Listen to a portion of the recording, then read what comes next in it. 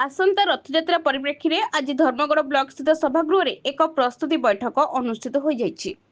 धर्मगढ़ उपजिलापाल प्रेक्षा अग्रवाल अध्यक्षतार आयोजित उक्त बैठक में आसंता रथयात्रा आयोजन संपर्क में विस्तृत भाव आलोचना करा जायथिला। रथयात्रा को श्रृंखलित करने पर गठित विभिन्न कमिटर सदस्य माने यत्नवान होगा सहित रथयात्रा रे शांति श्रृंखला बजाय रखा उपजिलापाल गुरुत्व प्रदान करथिले।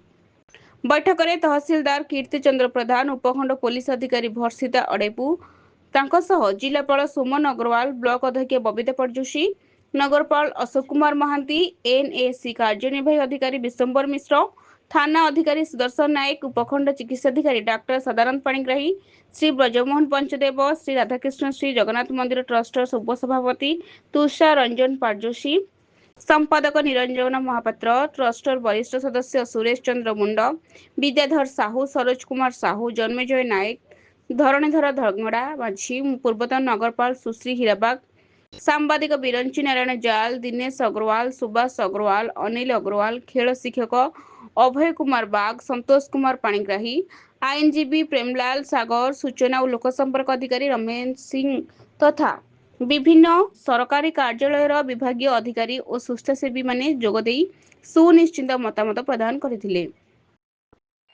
रथयात्रा रे जनसमागम को दृष्टि रखी ट्राफिक और शांति श्रृंखला, विद्युत काट और संजोग रास्ताघाट मरामती, स्वास्थ्य सेवा, पानीय जल व्यवस्था और व्यवस्थित अन्नभोग उपरे विशद भावे आलोचना होइतिला।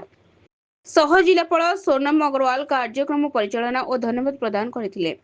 सूचना योग्य जे आसंता जुलाई 14 तारिख में श्रीजीऊ नेत्रोत्सव और नव यौवन दर्शन, जुलाई 16 तारिख में श्रीगुंडीचा यात्रा, जुलाई 20 में हेरा पंचमी एवं जुलाई 24 तारिख में श्रीजीऊ बाहुड़ा यात्रा अनुष्ठित हेबो।